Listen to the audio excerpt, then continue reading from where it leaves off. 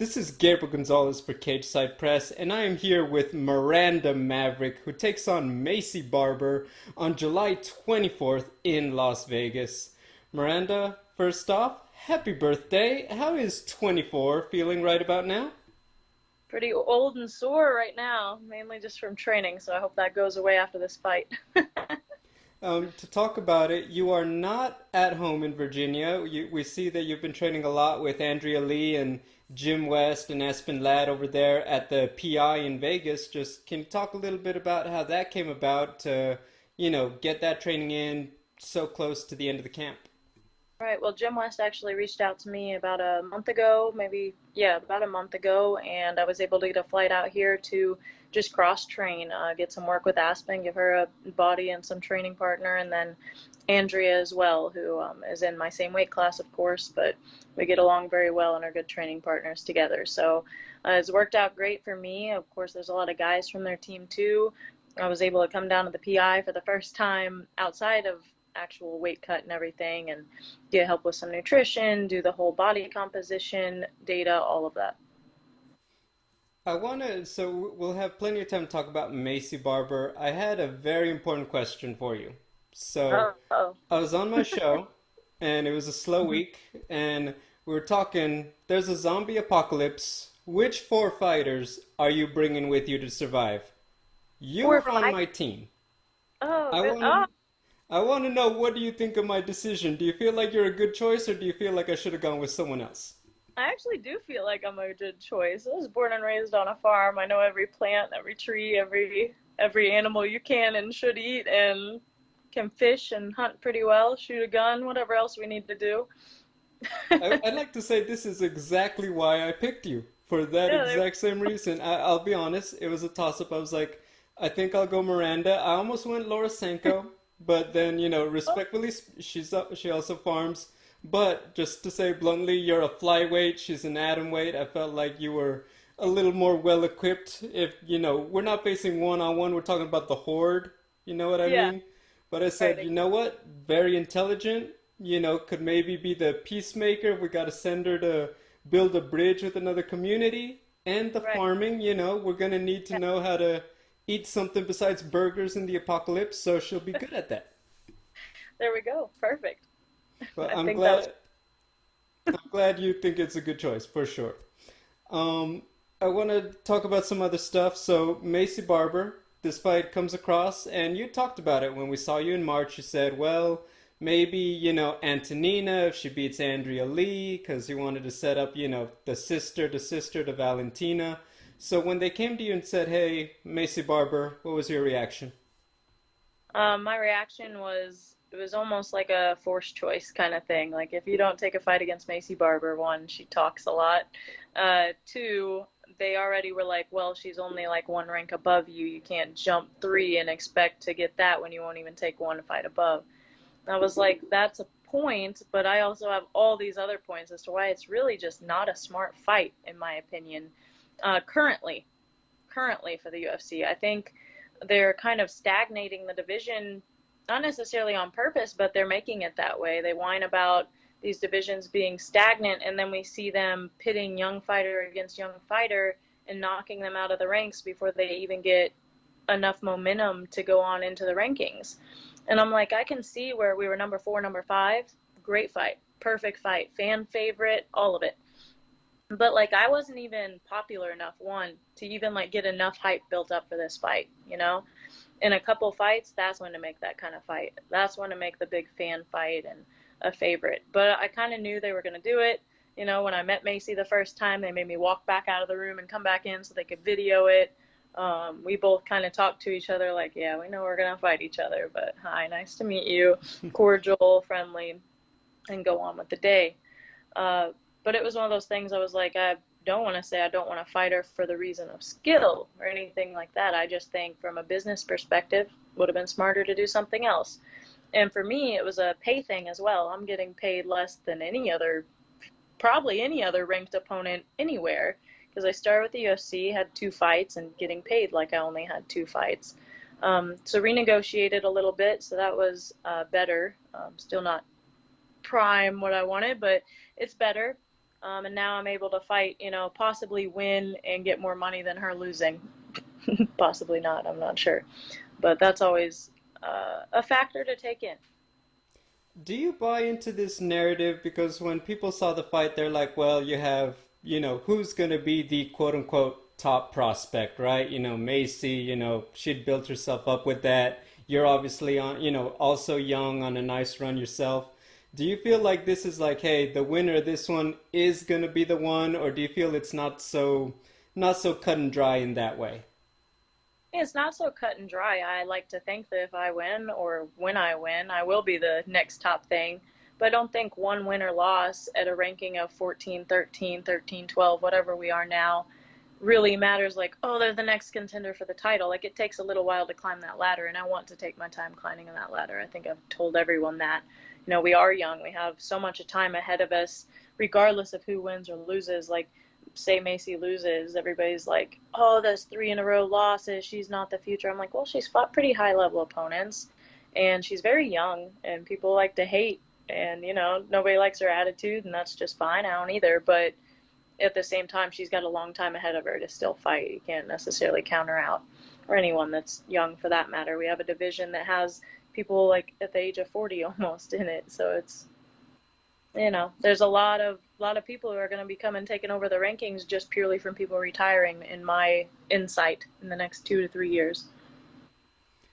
When they announced this fight, it was actually pretty far out. I feel like it wasn't actually too long from your fight back in March, so it wasn't like you jumped necessarily right into the heat of another training camp. So you've had quite a few milestones. Want to talk about good news?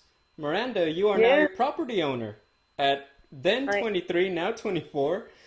Talk to me. How big is it? What are you doing with it? All of that stuff. Because we did talk, you are from that farm life, so I'm assuming you didn't just get a little cottage somewhere. right. I'm not gonna do super specific stuff, but I bought some land that's attached to my dad's property, his ranch out there. I've been literally eyeballing it since I was 17 years old, and a long time ago went to the older couple that lived there, and I'd say 3 years ago to four, actually, it's probably been 4 years, I went over there and was like, hey, if you ever want to sell, I know I'm really young right now. I was probably 18 when I talked to him the first time. I was like, I know I'm young. I don't have the money anyway right now, but when I'm 21, 22, like I'll find a way. Message me, call me. I want to buy this place. And they were like, all right. And I'd worked my butt off. They saw me and my brother and sister out working, building fence and doing all this stuff. And they're like, you guys are children. Like that's a rare thing nowadays to see kids out there working like grown employees on a farm. And so they liked us for that, and the guy ended up being a UFC fan too. Uh, so it just worked out for me, and they sold it to me at a price that they had quoted me a couple years back. So it worked out really good, for me, to be honest. But has a house on it, and uh, quite a few acres, and then actually a piece of property right beside them that's also connected to my dad's place went for sale very soon after, and so my family's able to purchase that as well, and that will soon also be under my name, hopefully. So, working on doing that. My brother will be living in the house, and my dad will be running cattle on it and renting that. So I'm really excited to have kind of contributed to the Maverick Ranch, and hopefully it'll continue growing, and that's where I want to go eventually and raise a family after fighting's over. So you don't necessarily live on that property yet, but you're kind of, you own it and it's helped now expand the big Maverick Ranch, do I understand that correctly? Yes, that's correct. Gotcha. Well, congratulations. Sounds very exciting. You looked very happy in the announcement, so I'm very happy for you. Other good news, which we just talked about off camera, your website now just launched, and one, I'm sure there's going to be a lot of fun stuff for fans to get to know you, connect, and get some more stuff, but merchandise. And I Yes. gotta say, I was a very big fan. Uh huh. Because I can only imagine having a last name like Maverick, the amount of Top Gun humor you've gotten throughout your life and probably always will. Was there Always. ever like, you know what, I don't need, I already get it, I don't need it, because the merch, if I'm being quite honest, it looks awesome. Thank you. I appreciate it. I do love the merchandise, and I plan on continuing to add to it. I even have a boxing glove line that I've started now, and hopefully all of that kind of training gear literally launched the site 15 minutes before we started talking and was on the phone trying to work out some kinks with my website designer who graciously like is a friend of mine who I cross train with and his son. So he's a very kind person, got my website up and running for me and will continue helping manage it. But yeah, it's out there, fearthemaverick.net. You can buy merchandise. You can go on there and check out, my About Me page if you want, even though, you could find that out just about anywhere, but wrote my own piece this time. Some of the events that I've done in the past, some of the events coming up. There's still stuff we'll be adding and kind of upgrading on the site to make it look even cleaner, but it literally works like an Amazon. Like you go in there, the checkout's nice and clean, it's very secure. I'm so excited, like really excited. This is one of the big things I've been waiting to kind of release for the past 2 months, I'd say. Finally got it done though, so go check it out. I'll be kind of making a post tonight for everybody to go. If you want to give me a birthday present, go buy something on my site.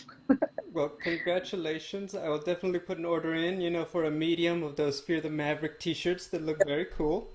Thank you. But yeah, so I've always wondered, like, yeah, Fear the Maverick, certainly, Hmm. when Bruce Buffer reads it out, makes sense. Was there ever any, like, Top Gun, Miranda Maverick as your nickname? Last year, right as I was getting into the UFC, I even made a post that was like, which should I go with? Fear the or Top Gun? Top Gun's very well known, obviously. It's very already attributed to my name. Like anybody who's my friend or, my boyfriend, whatever, like it's always, oh, so you're a goose, haha. And I'm like, okay, I've heard this since I was two. But it does go well with my name, of course, but I honestly don't know if there'd be copyright infringement or something like that. But on the other end of it, I like being unique. I like having my own thing, and I can still use their stuff. Like it looks really well on my designs and things of that sort. But that doesn't mean my nickname necessarily has to go with it. I like the whole catchphrase, like the Top Gun, Young Gun thing, and stuff like that. So a lot of gear will be coming out with more of the Top Gun theme, I guess you'd say. I like the whole like Maverick in the middle of the Top Gun thing, except my logo above it instead of the jet. Like that kind of thing's really cool.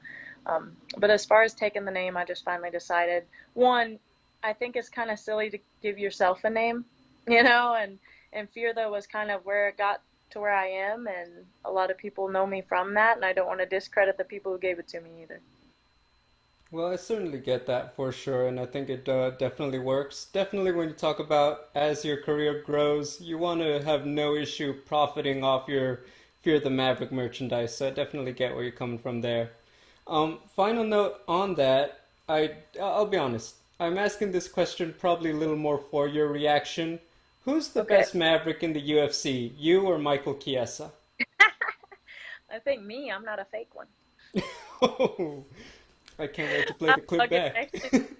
I actually saw him right as so I got off the plane and headed straight to the PI for training when I got here on, I don't know what day it was, Thursday? What is today? Today's Friday. Friday? Yep. I think it was Wednesday night. I trained with everybody. Yeah, it would have been Wednesday night. And he was the one coming out of the door and was making fun of me because I didn't know how to get in the PI. I've never been there except when like security's brought me. And I was like, oh, it's the wrong door. And went to that one. And then he starts telling the Uber driver, he's like, this girl stole my name. And I was just like, yeah. And like torment him in Abu Dhabi too. And he was like, you got to lose your nickname. I've already got that nickname.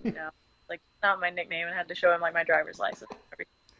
So we just torment each other back and forth now. So yeah, of course I'm the better Maverick. I am the Maverick. He's not. He's just a fake one. He's a poser. You know what? Definitely. I'm sure you've heard this by now. I believe Michael Bisping even gave him a hard time on the broadcast during your UFC debut. It's like, Michael, she's not a fake Maverick. She's actually the Maverick. So, I Yeah, always yeah. wondered. Go ahead. Yeah. I think it was actually Daniel Cormier. He was giving him crap on the plane back and everything. Oh my gosh. Well, certainly it sounds like it's been a lot of fun. Miranda, to bring it full circle back to the fight coming up, I think when people break this down, we know what Maycee Barber obviously brings. We know that you're obviously getting better each time and have obviously performed well in your first two UFC and career overall. Just how do you feel this fight plays out and just how you see yourself getting your hand raised? I definitely feel like it'll be aggressive. I think both of us bring everything we have into the cage every time we fight. It's just going to be kind of who's the better person, who has the better skill. I know one of us is a little bit more emotional than the other and gets a little bit carried away sometimes in a fight. And I think she'll end up making a mistake through that. You know, pop her a couple times, she get more aggressive. That's when you get hurt. So we'll see what happens. I'm definitely prepared. I feel better than I've ever been. I think the first fight in Abu Dhabi is the most fit I've ever been because my last one was a back-to-back weight cut. I say was 3% less as far as body composition, and this time everything's on point. Weight cut's gonna go so smooth. I'm literally already at the weight I need to cut from. It's been an awesome training camp. I'm training with all kinds of girls from around the nation, to get better. My own fight camp back in Virginia has been going excellent. Every day is another new thing I learn. I just can't wait for everybody to kind of see the next version. I won't even say 2.0 because there's been about 21.0s, So ready to go in there again and show why I have that nickname. I would be remiss if I don't bring up the fact your career's taken off, you're launching websites. You are not done with school. Are you on, summer vacation, or do you do summer So classes to get it done quicker? So if nobody's seen the kind of update, I guess this will be the first public announcement minus an Instagram post. I will not be completing my PhD. I'm completing my master's. I was not given the choice, unfortunately. I won't talk too much crap on live here, but I was given an ultimatum to quit fighting or continue school. I don't think it was necessarily a fair choice, but it wasn't based on me keeping up with grades or anything like that, just their history of other students, and it is what it is. But I'll have my master's, I'll have my thesis done within the next semester. It keeps kind of getting pushed down the road, and my motivation's kind of lacking at this point because of the decision that was made. So by the end of winter, we'll definitely have it done. But aside from that, there will be a lot more changes coming up that I'll announce. But thesis will be done, and the good news is I'll finally be able to train pretty much. I'm already training full time, but I'll be able to train without this other weight on my shoulder and be able to focus in even more. For the record, when you say, you were given an ultimatum from your university, not the UFC. Correct. From my program within the university, I wouldn't even blame the whole university. The whole university supports me. I'm on their front page of their website, which hoping to get taken off soon if they're not going to support me within the career choice I picked. But my program committee and stuff decided pretty much that they were going to give me one choice or another because they didn't think they say it's hard to swing even a part-time job with a PhD program, which I've already completed about a year of classes for. And I get that. I understand. It's probably true. But I also feel like I've shown that I'm kind of different in that way. I kind of handle a lot on my plate, as I've shown in the past. And the cool thing is, though, I've literally gone to school every day since I started MMA. Every single day I've been in college since I started MMA. And now I'm finally going to have that monkey off my back and be able to climb up these walls. Final question on that. We've spoken on this, and I could tell back then it was important to you. Obviously, it's been a long time thing, so anytime something like that changes drastically, I can imagine the emotions you go through. I know this might be looking far into the future, but you were working on it, you were doing very well. Do you see a day where one day maybe you go back to a program somewhere and finish it, or is that too far away to think about? Honestly, I don't know yet. It's not even that it's too far. With the job that I have right now from my degree, if that kind of stays in the loop and I have experience from that, it's almost like I don't have a reason to if I'm not going into academics, which I already was not. So maybe I won't ever. I'll have my fight career and hopefully be successful enough through my own business ventures and through the job that I have now and getting experience under the statistical hood of things that I won't need it. I don't ever want to have to go back to school. I joke that the last day of class I ever had, I didn't even know was my last day because the whole committee meeting was after that. So it's been a very like you said, it was emotional for sure the first week. But as you know, I'm a very big believer in God's will, and I'm faithful in that way and prayed about it. And I fought back against it a little bit and finally decided that even if I got reinstated, and mind you, it's not confirmed until my thesis is done, but they've already made the decision. Um, I decided that even if I got reinstated, I wouldn't have any motivation to work for them anymore. So um, it's all part of it.